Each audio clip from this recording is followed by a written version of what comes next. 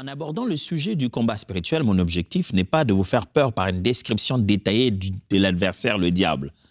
Je ne fais pas une promotion de celui contre qui on se bat. Quoiqu'à un moment donné, on va s'arrêter pour mieux comprendre notre adversaire. En vous parlant du combat spirituel, j'aimerais insister sur l'assurance de notre victoire, la garantie de notre victoire. Mais l'objectif, c'est aussi de réduire ou de faire disparaître, s'il est possible, notre naïveté sur la guerre de royaume et la guerre spirituelle. Pour que nous ne puissions pas juste croire que tout est amour, alléluia, gloire à Dieu, tout le monde dans beaucoup d'amour. Pendant qu'on aime, on n'est pas aimé. Pendant qu'on veut faire du bien, il y a des gens qui considèrent ça comme une faiblesse.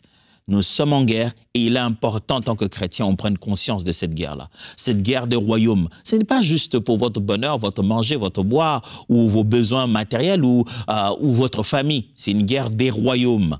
Et nous devons absolument comprendre de quoi il s'agit en réalité. Lorsqu'on parle du combat spirituel, on veut dire quoi? Allez, combat spirituel, est-ce que c'est vraiment un terme que vous trouvez littéralement comme ça, comme combat spirituel avec explication à côté? Il y a beaucoup d'allusions du combat dans la Bible.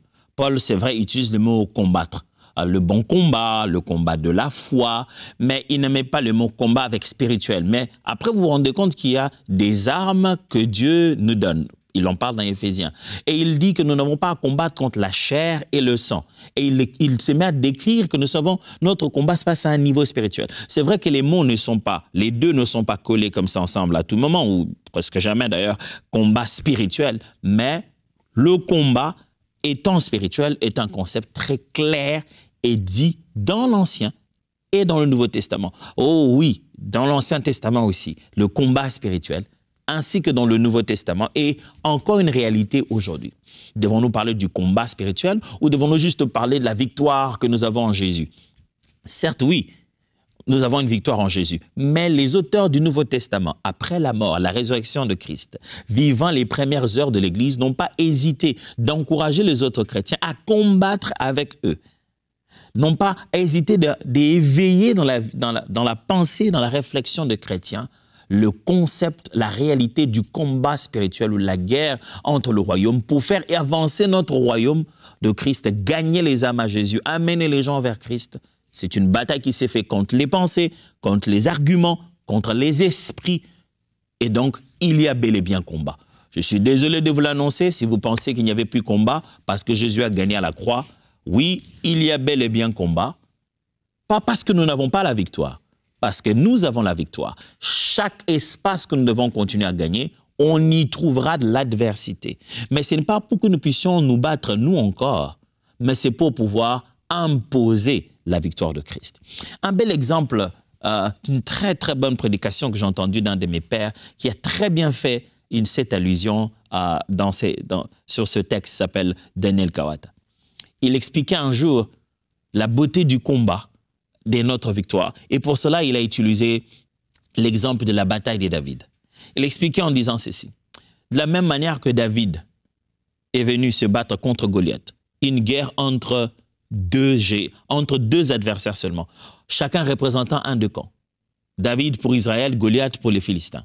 Et ils se sont entendus, celui qui va vaincre cette bataille deviendra source de victoire pour chaque camp.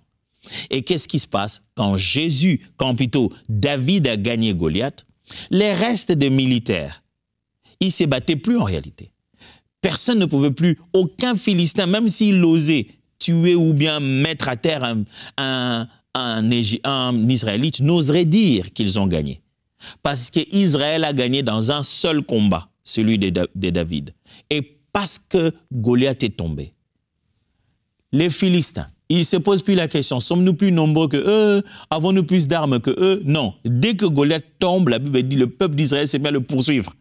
Et ils le poursuivent jusqu'à gagner la bataille. Ceux qui se battent là dans leur guerre entre Philistins et Israélites, ils ne se battent plus. Le Philistin qui tente de résister, il lui rappellera, hé, ce n'est plus notre combat. Nous avons déjà gagné. David a déjà gagné. Toi, tu dois te soumettre. Et c'est un peu ça la réalité, mes frères. Je serai en train de vous parler du combat spirituel en vous rappelant. Notre David a déjà gagné l'ère, soi-disant Goliath.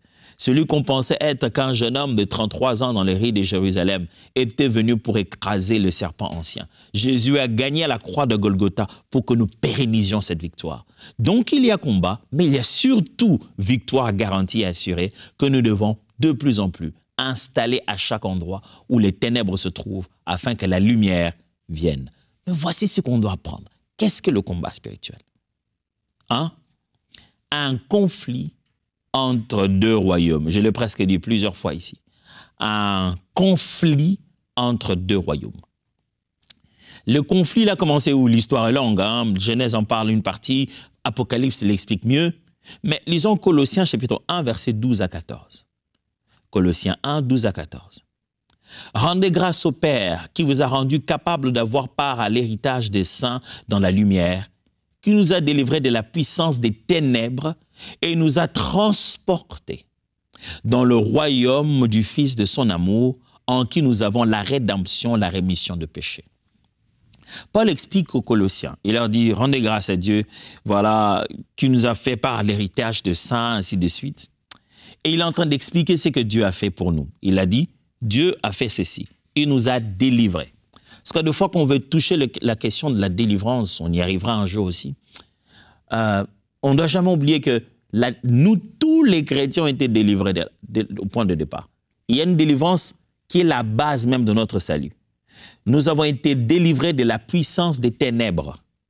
C'est-à-dire, Paul dit, notre salut, le fait que nous avons obtenu rédemption et rémission de nos péchés, en fait, cet acte-là, ces deux actes-là, sont en réalité une délivrance du monde des ténèbres. Il nous a délivrés des puissances des ténèbres, voici les termes, délivrés des puissances des ténèbres, et nous a transportés dans un royaume. Vous voyez? Il nous a transportés dans le royaume du Fils de son amour. S'il avait dit, nous délivrera et nous transportera, donc ce sont des choses qui n'ont pas encore eu lieu. Non, mais Paul dit déjà, là, au passé composé, nous a délivrés et nous a transportés. Il y a eu et délivrance et transport. Il nous a sauvés des puissances des ténèbres en pardonnant nos péchés, curieusement, et en nous rachetant, en payant le prix que nous devons à notre bourreau.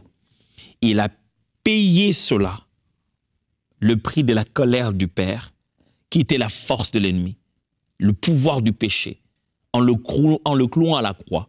Par ça, il nous a délivrés du royaume des ténèbres et il nous a donc pris, transportés jusqu'à boum, au royaume du Fils de son amour. Pendant que nous sommes là, nous sommes à l'intérieur d'un autre royaume, mes frères. Le jour où vous avez quitté le monde et abandonné le péché, même si vous habitiez même adresse, même si vous dormez sur le même lit, vous n'êtes plus dans un même royaume. Vous dormez ensemble sur un même lit, deux amis. Le jour où vous vous êtes convertis, vous donnez votre vie au Seigneur, le même soir, vous revenez pour dormir au même endroit. Vous n'êtes plus dans le même royaume.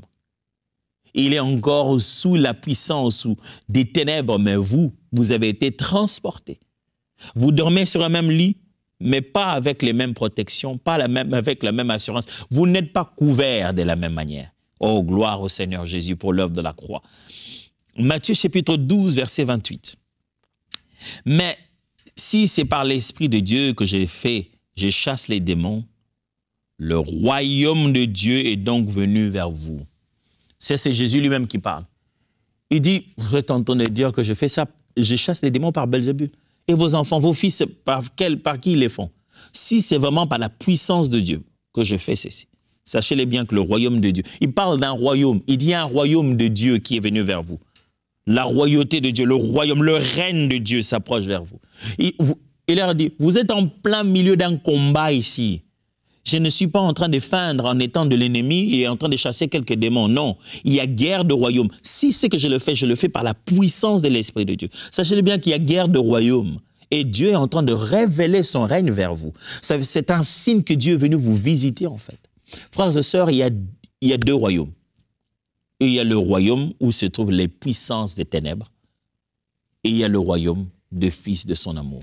Et ces deux royaumes ne s'entendent pas. Pourquoi? Parce que l'un veut notre bonheur et l'autre veut notre malheur. De quel royaume appartenez-vous? Le problème, c'est que ceux qui sont sujets de l'autre royaume ne le sont pas de leur propre gré. Ils ne sont même pas conscients. Ils disent même tout haut que le roi, le prince là n'existe pas.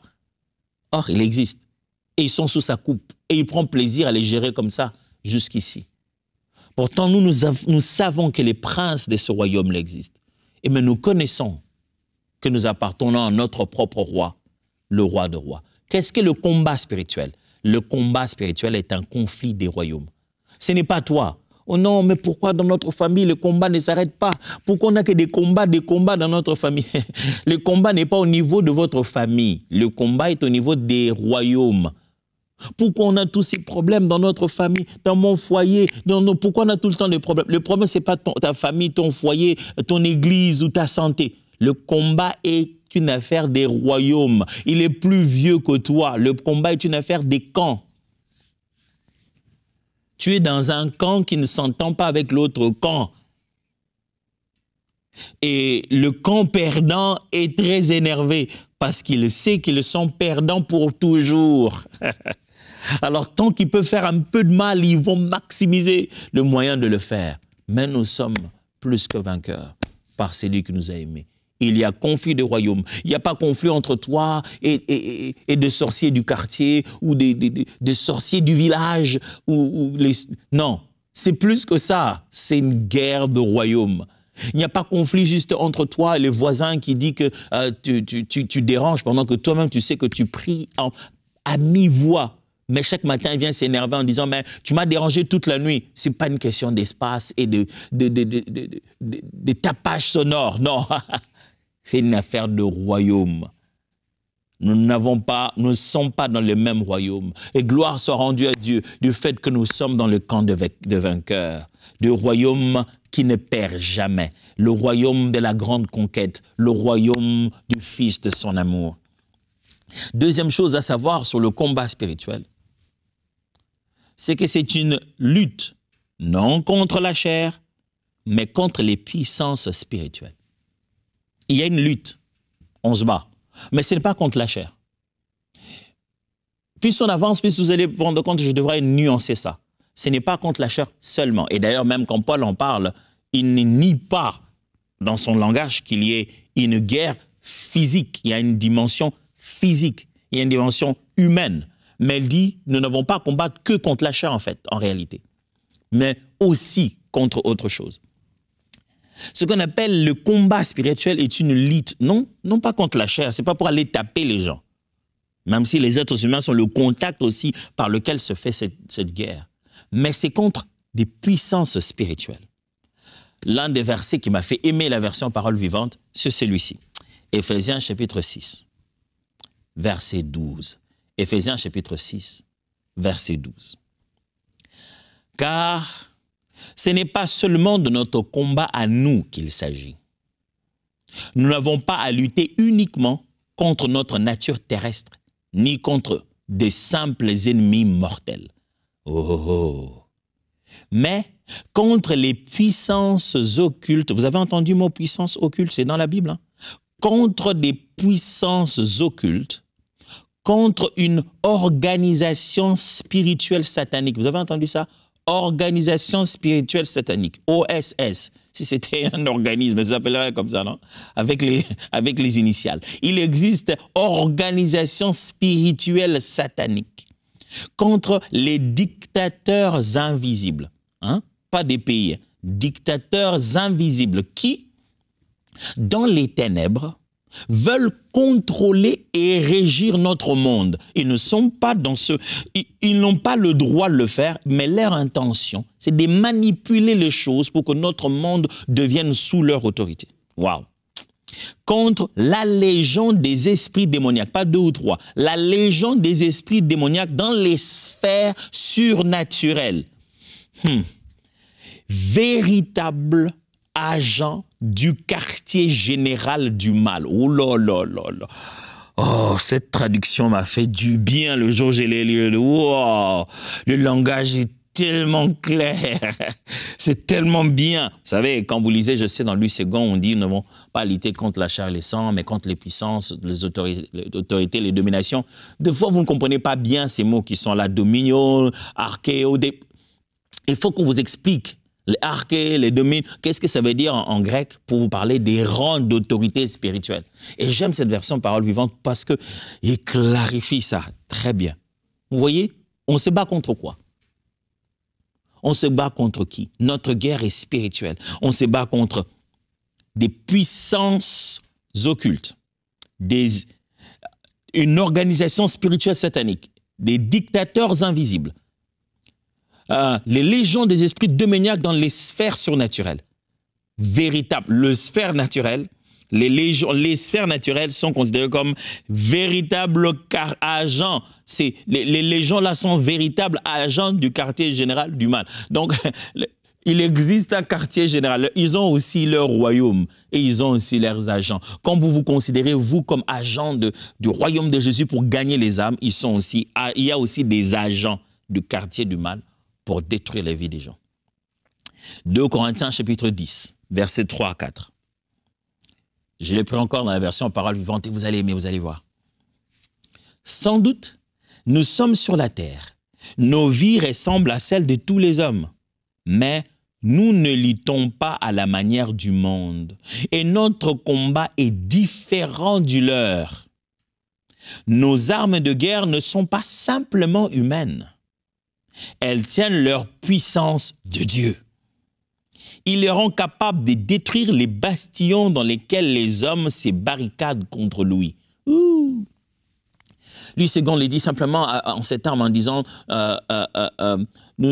nous avons pas, nos armes ne sont pas physiques, elles viennent de Dieu, puissantes, capables pour renverser les forteresses. Paul est en train de parler dans un contexte où il dit Dieu nous a spirituellement suffisamment équipés pour qu'à travers la prédication de l'évangile, on soit capable de détruire les raisonnements sophistiqués dans lesquels les hommes sont allés se cacher pour s'empêcher de croire à Dieu. On a sophistiqué les choses, on a systématisé, on s'est caché derrière les noms de sciences et des philosophies et des raisonnements pour pouvoir juste s'éloigner de Dieu. Mais l'évangile est suffisamment puissant pour pouvoir traverser ces barrières-là et ramener toute pensée captive à l'obéissance de Christ. Mes amis, le combat spirituel, c'est une lutte non pas de la chair, mais de l'esprit. Et vous avez une petite idée de qu'est-ce qui se passe spirituellement, contre qui, qu'est-ce qu'il y a comme organisation de l'autre côté, dans l'autre camp. Troisièmement, le combat spirituel est une résistance active contre le plan du diable. J'aimerais que vous puissiez voir le combat spirituel beaucoup plus grand que la situation que vous avez vous-même seulement. Quand vous voyez le combat dans sa grandeur, vous vous battez mieux. Vous arrêtez de cogner un endroit qui n'amènera aucune victoire. Quand vous avez l'œil de Dieu sur le combat spirituel, vous comprendrez que ça semble être ennuyant de tourner autour de Jéricho. Or, c'est ça la véritable victoire. Vous êtes surexcité à trouver, je vais trouver un adversaire, on va se battre. Non, Dieu dit, il n'y a pas à se battre, tourne. Et puis poussez des cris à la fin. Quand vous voyez le combat dans sa grandeur, dans l'angle de Dieu, vous devenez efficace. Et votre vie cesse d'être une vie où vous êtes stressé. Vous devenez efficace, capable de donner des ordres clairs, d'apporter la victoire, de reconnaître les attaques de l'ennemi et de devenir maître de la place après avoir gagné votre victoire. Vous gagnez une victoire qui demeure, pour lequel vous commencez à avoir peur. On a gagné, oui, vraiment, le Seigneur a fait des choses. C'était après beaucoup de veillées, des jeûnes et des prières. Maintenant, il faut que je travaille pour pouvoir protéger ça. Ouf. Sachez-le que le combat spirituel est une résistance active contre le plan. J'ai mis ça au singulier. Le plan du diable. Le diable a un grand plan. Et ça, ce n'est pas un plan juste sur toi en tant qu'individu. C'est un plan de royaume. De royaume en royaume. C'est stratégie de guerre entre les royaumes. Et ce qu'on appelle le combat spirituel, c'est notre capacité, c'est ce cadre spirituel dans lequel nous, chrétiens, nous résistons pour empêcher au diable d'atteindre ses desseins sur la terre et d'atteindre ses desseins sur l'Église, d'atteindre ses desseins sur les hommes et les femmes que Dieu veut sauver, sur la création divine. Jacques chapitre 4, verset 7. Soumettez-vous donc à Dieu. Résistez au diable et il fera loin de vous. Il est prévu de résister au diable. Mais comment? Tout commence par se soumettre à Dieu. Enfant de Dieu, il est prévu. Et c'est un ordre, c'est l'impératif. Jacques le dit, résistez au diable et il fera loin de vous. 1 Pierre chapitre 5, versets 8 à 9. Ne vous laissez pas distraire, soyez vigilants. Votre adversaire, le diable, rôde autour de vous comme un lion rugissant. Il cherche quelqu'un qui se laissera dévorer. J'aime cette version. Il dit, il cherche quelqu'un qui se laissera dévorer. Opposez-vous à lui avec une foi inébranlable. Vous savez que vos frères dispersés à travers le monde passent par les mêmes épreuves. Il parle ici au pluriel. Il ne parle pas de la situation de la vie de Timothée en particulier seulement, ou de Tite, ou de Louis-Paul. Mais dit, c'est une guerre pour vous tous les chrétiens. Ça, vous savez, des fois nous perdons beaucoup de choses dans nos combats spirituels parce qu'on se rend compte, on veut comprendre le combat spirituel et on l'individualise. On l'amène d'abord, je ne pas dire qu'il n'est pas individuel, on l'individualise d'abord. Toute une église passe des heures à comprendre le combat spirituel, mais que pour les personnes. Or, en réalité, si vous avez commencé à obtenir la victoire collective, vous allez vous rendre compte que vous aurez déjà libéré les réalités individuelles. Ce qui s'attaque à vous ne s'attaque pas qu'à vous. Le diable n'a pas... C'est pas seulement parce qu'il ne veut pas que tu aies un véhicule ou que tu ne sois pas en bonne santé. C'est pas ça le but. Le but est plus grand. Vous êtes quelque part une pièce dans une grosse stratégie. Et vous avez l'impression qu'on s'attaque à vous. Non, on s'attaque aux objectifs qui peuvent s'accomplir à travers vous. Quand vous arrivez à faire tomber un esprit sur toute une assemblée, vous venez de libérer les individus qui participent, les individus qui fréquentent cette assemblée.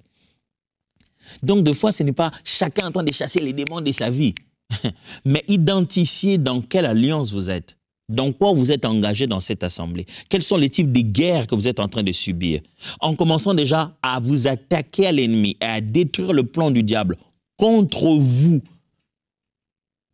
automatiquement, vous lui empêchez de pouvoir toucher à une personne. J'aime bien ce que Pierre dit. Il dit, ne vous laissez pas distraire, soyez vigilants. Votre adversaire, le diable, rôde autour de vous comme un lion rugissant. Il cherche quelqu'un qui se laissera dévorer. Voyez? Il dit, le diable a des stratégies. Il vous agite là-bas, en réalité, il veut que l'un de vous se détache du groupe et boum, il le touche. Mon frère, si on pouvait aller ensemble d'abord, vaincre en tant qu'Église de Jésus-Christ. Je ne parle pas de l'Église locale, je parle de l'Église de Jésus, là où vous vous trouvez dans votre nation. Puis, en tant qu'Église locale, là où vous êtes, dans les défis que le Seigneur a placés autour de vous. Puis, en tant que famille, puis, il y a des guerres générales qui s'imposent plus sur nos vies particulières qu'il y a des guerres particulières. Je ne sais pas si vous m'avez compris. C'est-à-dire que nous vivons beaucoup de poids qui sont dans la dimension générale, qui sont dans la dimension de ce à quoi on appartient, que vraiment à la dimension de nous en tant qu'individus. Parce que n'oubliez pas, c'est fondamentalement d'abord une guerre de royaume, une guerre d'entité, d'organisation. Vous subissez des fois des guerres de la famille où vous êtes, de l'église où vous êtes, du coin où vous êtes, de l'entreprise dans laquelle vous êtes, de la chose dans laquelle vous êtes mis dedans. On subit plus d'abord des guerres de secteur qu'on ne subit des guerres individuelles. Si un malade vient dans un hôpital, il se rend compte qu'il n'a pas les médicaments qu'il faut. Il n'en a pas, il n'en a pas, il n'en a pas. Est-ce qu'on ne l'a pas nécessairement visé lui? Mais non, on a arrêté de vendre ces médicaments-là à cet hôpital. Pourquoi? Parce qu'il y a une sanction économique, je ne sais pas moi, dans ce pays. Vous voyez, un malade qui arrive et qui est sur le point de mourir parce que sa guerre n'est pas directement, ne le vise pas lui. Il y a rupture de stock, on n'a pas pu acheter parce que le pays subit sanctions économiques, on ne permet pas. Donc, il y a une grande ramification. Des fois, nous essayons de gagner des batailles qui ont beaucoup de ramifications et nous ne voulons pas nous positionner à faire avancer d'abord le royaume, les buts de Dieu d'abord. Résister au plan du diable sur la terre, sur les hommes, pas seulement sur votre famille. Quatrièmement, Qu'est-ce que c'est que le combat spirituel? La réponse est une guerre invisible par des moyens et des agents physiques. Je vais expliquer ce texte, je vais le lire, après je vais prier juste pour clôturer. Il s'agit des Actes des Apôtres, chapitre 16, versets 16 à 21. Je vais les lire tout à l'heure. Actes 16, 16 à 21. Ici, c'est Paul. Ils sont en train de se rendre avec Luc, bien sûr, avec les autres. Ils sont en train de prier, ils vont dans une rencontre de prière. Et il y avait tout le temps cette femme qui avait un esprit démoniaque, un esprit de python, comme on le dit, et qui tout le temps était en train de dire aux gens, comme donnant des messages, que voilà, ces gens sont des serviteurs de Dieu qui sont venus vous prêcher le salut. Tout le jour, quand il passait là-bas, ça agaçait Paul. Paul savait que ce n'est pas l'esprit de Dieu qui parle. Mais si elle parle de nous, elle se crédibilise à travers nous. Ce jour-là, Paul est énervé. Il se tourne, il chasse cet esprit. L'esprit s'en va, cette femme est délivrée. Mais ces maîtres qui savaient que la femme avait des pouvoirs surnaturels liés à cet esprit sont énervés. Et vous savez ce qu'ils font? Ils attrapent Paul et ils l'amènent se faire, il est battu. Il y a eu une guerre spirituelle d'un esprit mauvais dans une femme et il était sorti. Mais derrière cet esprit mauvais qu'il y avait dans la vie de cette femme, les gens se faisaient de l'argent. Les gens avaient besoin des billets des banques par l'exercice d'un esprit. Et donc, quand vous attaquez un esprit dans un coin, vous pouvez appauvrir des riches. Vous pensez que vous avez juste prié au nom de Jésus, mais vous pouvez détruire des affaires des gens parce que ça vit derrière ces esprits. Et les conséquences seront quoi? Elles seront bien sûr physiques. Les attaques qui ont eu lieu étaient physiques. On a attrapé Paul et ses amis, on les a frappés physiquement, on les a menés devant un vrai tribunal des êtres humains. Ce n'est pas parce que chaque fois quelqu'un est devant un tribunal que la raison était physique. Quelle est la raison qu'ils disent? Ils disent ils sont en train de trouver l'ordre, voilà. Ils ne sont pas en train de trouver l'ordre. Ils ont détruit, ils ont gagné un combat spirituel et il y a des conséquences physiques. Ce qu'on appelle un combat spirituel, c'est une guerre invisible, mais par des moyens physiques et des agents physiques. Quelqu'un veut faire un mal, on continuera à découvrir cela. Quelqu'un veut faire un mal, il crée un artefact, il dépose à cet endroit et il crée un ensorcellement. Quelque chose de physique, mais qui est un agent pour un combat spirituel. On va revenir sur ça et vous verrez les preuves bibliques. Alors je vais lire les textes. Actes 16, 16 à 21. Un jour, alors que nous nous rendions au lieu de prière, une jeune esclave vint à notre rencontre. Elle avait en elle un esprit démoniaque ayant faculté de prédire l'avenir et par des divinations, elle parcourait des jolis revenus. Elle procurait des jolis revenus à ses maîtres. Elle s'est mise à nous poursuivre, Paul et moi, en criant « À tue-tête, ces hommes-là sont des serviteurs de Dieu suprême, ils viennent nous vous annoncer comment être sauvés. » Elle fit cela plusieurs jours de suite. À la fin, Paul fut excédé. Il se retourna et s'adressant directement au mauvais esprit, il dit « Je t'ordonne au nom de Jésus-Christ de sortir de cette fille. » À l'instant même, il la quitta, de sorte qu'elle perdit son don de divination. Lorsque les maîtres de la jeune esclave aperçurent que les espoirs des gains s'étaient évanouis, ils se saisirent de Paul et de Silas et les traînèrent sur la grande place de la ville devant les magistrats romains. Puis, ils les conduisirent devant le gouverneur militaire et portèrent plainte contre eux en ces termes. Voilà des Juifs qui jettent le trouble dans notre ville. Ce sont des agitateurs dangereux. Ils cherchent à introduire ici des coutumes religieuses illégales et voudraient nous imposer des rites que nous n'avons pas le droit de pratiquer en tant que citoyens romains. Nous ne pouvons pas accepter cela. Ouf. Ça sonne de l'activisme, mais derrière, c'était une guerre spirituelle. Père, nous venons de commencer un sujet important. Je prie que cette parole qui sera enseignée soit esprit et vie. Que ça dépasse les barrières de nos raisonnements sophistiqués, de notre héritage intellectuel et de notre systématisation académique. Que ça est dans les entrailles de notre esprit. Et ça nous parle comme des guerriers du combat spirituel. Au nom de Jésus. Amen. Dieu vous bénisse.